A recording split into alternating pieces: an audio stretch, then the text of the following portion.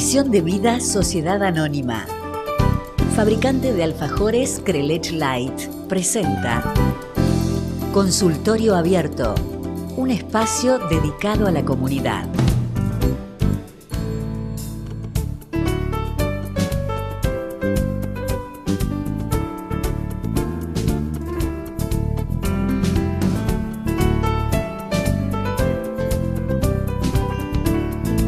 Hoy, en Consultorio Abierto a la Comunidad, respondemos algunas preguntas y recordamos lo más importante sobre diabetes con la doctora Cecilia Luques. El profesor Hugo César Bonigo habla sobre actividad física en algunas patologías. Hablamos de colesterol con nuestro especialista en cardiología, doctor Hugo Luques. Y la licenciada en nutrición, Andrea Daguero, afirma conceptos importantes para nuestros amigos diabéticos. Esto es Consultorio Abierto. Muy buenas tardes, bienvenidos a Consultorio Abierto a la Comunidad. Para muchos el mejor día de la semana, el día viernes. Para nosotros un día para responder preguntas y para hacer un repaso de los temas que hemos estado tratando a lo largo de la semana y por supuesto tratar de responder las preguntas que ustedes nos acercan a través de nuestro Facebook, que ahora figura en pantalla, y si te estás sumando recién ahora a nuestro programa, podés sumarte a nuestro Facebook y consultar, preguntar, sugerir, y si querés criticar también lo podés hacer. Estamos abiertos a todo en nuestro programa. Hoy vamos a hacer un pequeño repaso, como siempre los días viernes, y vamos a hablar un poquito acerca de la diabetes. Para eso tenemos a nuestra doctora especialista, la doctora Cecilia Luques. La doctora Cecilia Luques es especialista en clínica médica y en diabetología de la Universidad Nacional de Córdoba, jefa del área de diabetología del Centro Médico Luques y médica del Servicio de Diabetes del Hospital San Roque. Es miembro titular de la Sociedad Argentina de Diabetes. La diabetes es una enfermedad que afecta a millones de personas en el mundo. Se calcula que de cada 100 personas, entre 6 y 10 tienen diabetes, siendo más frecuente en personas mayores de 65 años. Aunque en la actualidad no existe cura, la diabetes se puede controlar con ayuda del tratamiento adecuado. Se calcula que el 90% de las decisiones sobre el tratamiento las tomará el enfermo. Por eso la comprensión de la enfermedad y de las formas de controlarla es de vital importancia. La diabetes, como recién les decía, afecta a una gran cantidad de personas en el mundo y hoy por hoy es un problema de salud a nivel mundial, dado que las expectativas de la cantidad de personas con diabetes se ha duplicado y se espera que en el 2030 existan en el mundo más de 600 millones de personas con diabetes. El número es realmente preocupante y hace que uno inmediatamente se pregunte, ¿a quiénes afecta la diabetes? La diabetes afecta, como recién les decía, a niños, a adultos jóvenes, a adultos y a ancianos. Puede aparecer a cualquier edad de la vida y se va a dividir prácticamente en dos grupos, lo que corresponde a diabetes tipo 1 y lo que corresponde a diabetes tipo 2. Sin embargo, existen hoy un montón de diferentes tipos de diabetes. Un ejemplo de esto es la diabetes que se diagnostica durante el embarazo, y a esta diabetes le llamamos diabetes gestacional. Pero como les decía recién, lo más común es esta división en estos dos grupos, que es la diabetes tipo 1 y la diabetes tipo 2. Con respecto a la diabetes tipo 1, esta enfermedad afecta sobre todo a niños y adolescentes. Sin embargo, hoy se sabe que puede aparecer en cualquier edad de la vida. Es una enfermedad autoinmune, es decir, en donde el organismo ataca a un órgano que tenemos, que es el páncreas, que es el encargado de elaborar insulina, y de ahí que estos pacientes necesiten durante toda su vida el uso de insulina y no haya posibilidad de ningún otro tipo de tratamiento. La diabetes mellitus tipo 2 se debe a la incapacidad del cuerpo de producir o poder utilizar de forma adecuada la propia insulina. La diabetes tipo 2 es la enfermedad más frecuente dentro de los tipos de diabetes y es la que afecta a esta gran población de la que hablábamos anteriormente. Es una enfermedad que está fuertemente asociada con la obesidad. Es decir, que a medida que va aumentando el peso y vamos teniendo sobrepeso y esto se traduce luego en obesidad, el riesgo de padecer diabetes aumenta mucho más. Por eso decimos que obesidad y diabetes van de la mano. Pero la diabetes no solo la acompaña la obesidad, sino que suele ir acompañado de algunos amigos peligrosos, como nosotros le llamamos, a otros factores de riesgo, que en definitiva lo que van a lograr es aumentar las posibilidades de que un paciente tenga o desarrolle un evento vascular, que en última instancia terminan siendo la causa de muerte y de morbimortalidad en los pacientes con diabetes. Estamos hablando del infarto agudo de miocardio y del accidente cerebrovascular. Sin dudas, esto es tema para un especialista en enfermedades coronarias. Para esto convocamos al doctor Hugo Armando Luques, médico cardiólogo. En realidad, cuando hablamos de diabetes, podríamos también incluirla, en realidad la deberíamos incluir como un factor de riesgo para enfermedad aterosclerótica. Hay que tener presente de que a un individuo que tiene diabetes se lo considera como un paciente de alto riesgo. Prácticamente tendría el mismo riesgo que una persona que ya tuvo un infarto agudo de miocardio o un accidente cerebrovascular. Entonces podríamos decir que en realidad el paciente diabético es un paciente que tiene glucemia alta, es decir, azúcar en sangre alta, debido fundamentalmente al déficit de una hormona llamada insulina o a la imposibilidad de utilizar la misma producto de lo que se denomina diabetes tipo 2 y que tiene que ver con la obesidad. Pero lo más importante de todo y que tenemos que tener en cuenta es que el paciente diabético lo que tiene o de lo que enferma es de aterosclerosis. De ahí la importancia de tratar bien su diabetes, de diagnosticar y tratar el resto de los factores de riesgo y de estar muy atento al diagnóstico y a las complicaciones de la enfermedad que estamos hablando, que es la aterosclerosis.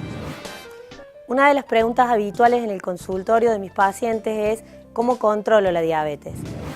La forma de controlar la diabetes es a través de lo que conocemos como automonitoreo, y el automonitoreo es parte de la educación de los pacientes con diabetes. El automonitoreo consiste en pincharme el dedo, obtener una gota de sangre y a través del uso de aparatos que son los sensores de glucosa poder saber cuál es el valor de glucosa que tengo en ese momento. El monitoreo glucémico debe hacerse periódicamente y siempre en diferentes horarios del día. Es decir, no sirve medirme una vez por mes y anotar ese valor, por ejemplo, en ayunas. Debo medirme en algunos casos todos los días, en otros casos 2 o 3 veces al día y en algunos otros individuos el monitoreo será pactado con el médico diabetólogo entre 2 o 3 veces por semana. Todo dependiendo del control que tenga de la enfermedad y dependiendo también del tipo de enfermedad que tenga. El monitoreo debe ser realizado en horarios como por ejemplo ayuna, que esto significa luego de estar 8 horas sin comer, es decir, en el ayuno que tenemos a la mañana.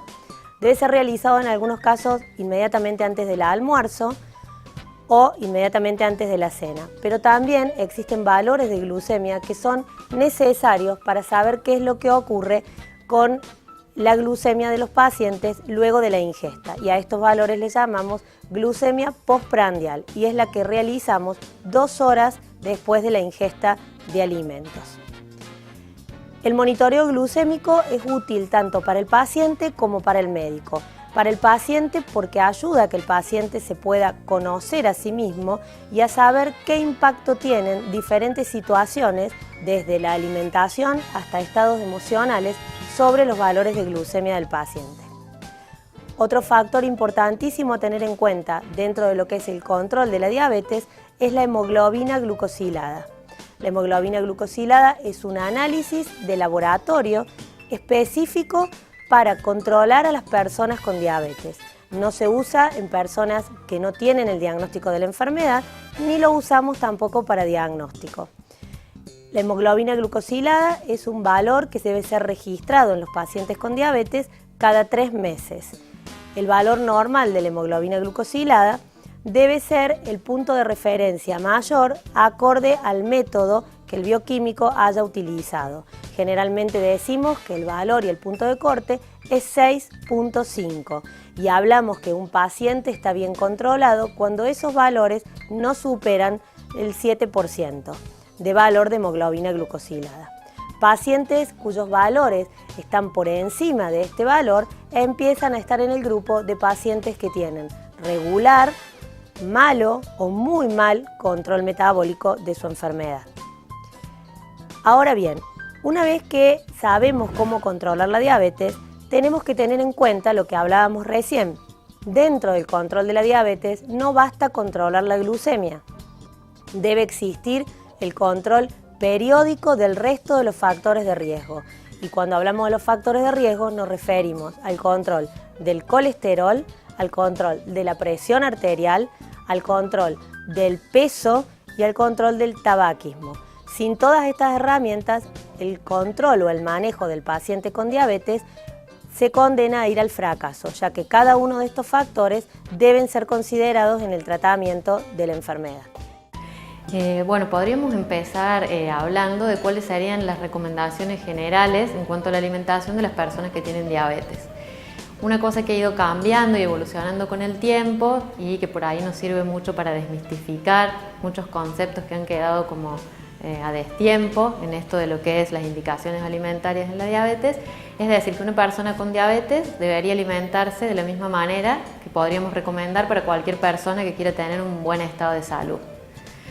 Esto significa que las personas con diabetes pueden tener una dieta variada que incluya todos los grupos de alimentos, elegir aquellos alimentos que aporten más contenido de fibra, porque además de ayudarnos no solamente en el tratamiento de la diabetes, también nos van a ayudar en el tratamiento de la obesidad, que es una patología que se asocia mucho. La mayoría de los pacientes con diabetes tipo 2, que es la diabetes más prevalente, también presentan obesidad. También la fibra es un componente dietario que es muy importante para mejorar las dislipidemias, que son los lípidos alterados en la sangre, como el colesterol o los triglicéridos.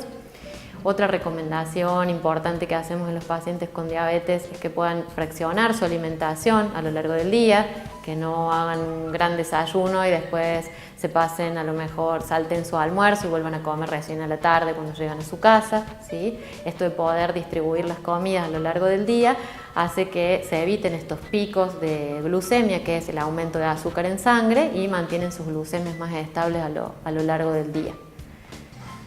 Si tuviéramos que decir a qué le diríamos como más que no, o dónde estaríamos poniendo la atención en la restricción o en el cuidado, sería en los hidratos de carbono simples. Los hidratos de carbono simples son los principales responsables de elevar la glucemia y el azúcar en sangre, como decíamos antes, después de una comida.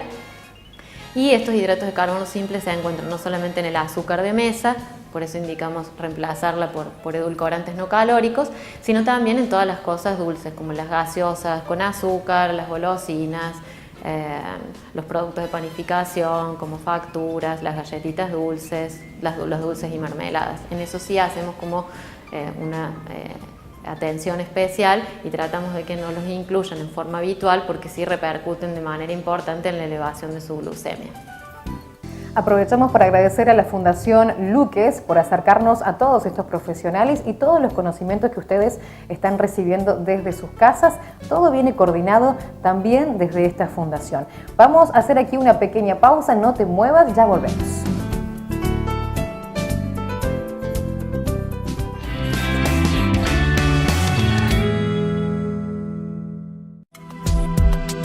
El Centro Médico Luques, especializado en cardiología, diabetes y salud mental, unifica excelencia en recursos humanos y capacidad instalada de la más alta calidad con el objetivo de asistir al paciente con enfermedad cardiovascular bajo una visión integral y multidisciplinaria.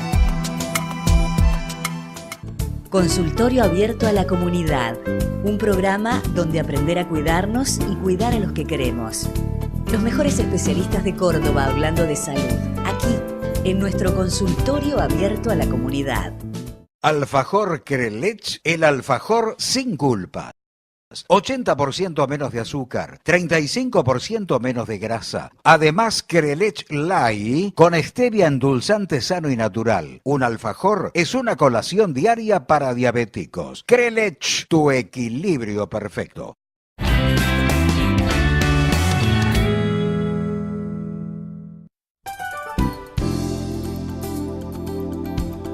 También el tabaquismo fue un tema que generó muchísimo debate. Seguramente en sus casas ustedes estuvieron charlando y a través de esto también nos pedían que recordáramos algunos de los temas y los consejos que nos brindaban nuestros profesionales acerca de este mal hábito del fumador. Aquí van datos importantes. El doctor Gabriel Vázquez es especialista en cardiología. Se desempeña como jefe del servicio de cardiología del Sanatorio Parque y es médico del staff del Centro Médico Luques. Como resumen, y para poder controlar o acabar con este hábito dañino para nuestra salud, vamos a recordar algunos puntos claves para tener en cuenta. Fumar es adictivo y peligroso. Es causa de enfermedades graves, como cáncer de pulmón, enfermedades del corazón y enfisema. Nunca debe fumar si está embarazada. Es causa, entre otras, del nacimiento con bajo peso del bebé. El humo del tabaco en el ambiente causa o aumenta el riesgo de enfermedades en los no fumadores. Dejar de fumar reduce significativamente el riesgo de enfermarse. No fume cerca de niños. Ellos son particularmente sensibles al nocivo humo del tabaco. Este niño fuma 1,5 paquetes al día. Esta niña, 12 cigarrillos. Este fuma nada más levantarse. Y este otro está empezando a fumar. Porque cada vez que fumas un cigarrillo delante de un niño, estás obligándole a respirar el humo del tabaco con graves consecuencias para su salud. Elige espacios sin humo, por lo que más quieras.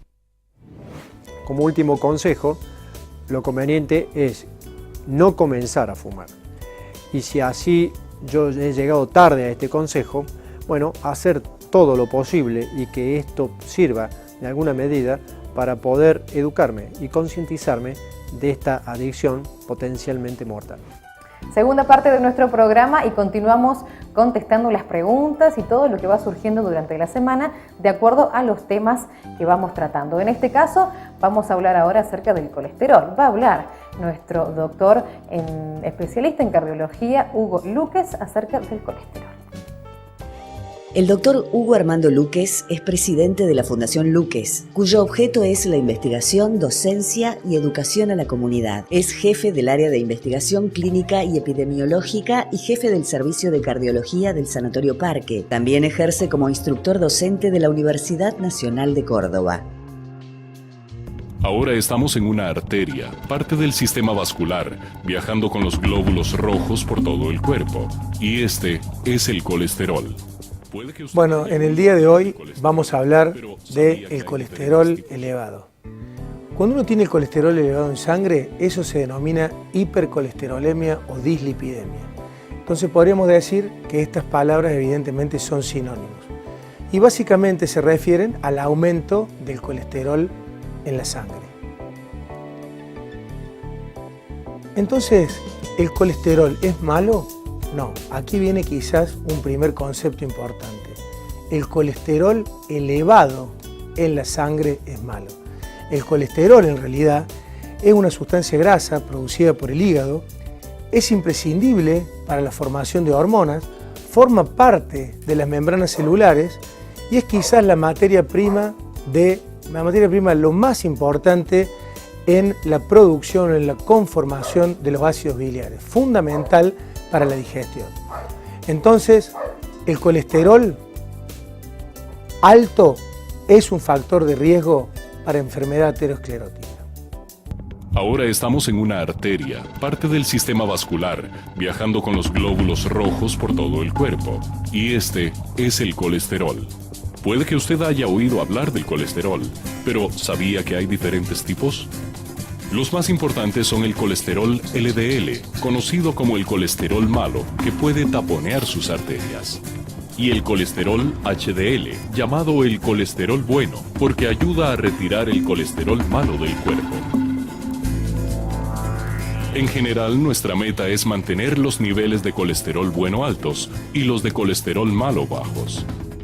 Es importante destacar que cuando uno mide estas grasas en sangre o lípidos en la sangre, uno debería solicitar lo que se denomina un perfil lipídico. ¿Qué es un perfil lipídico?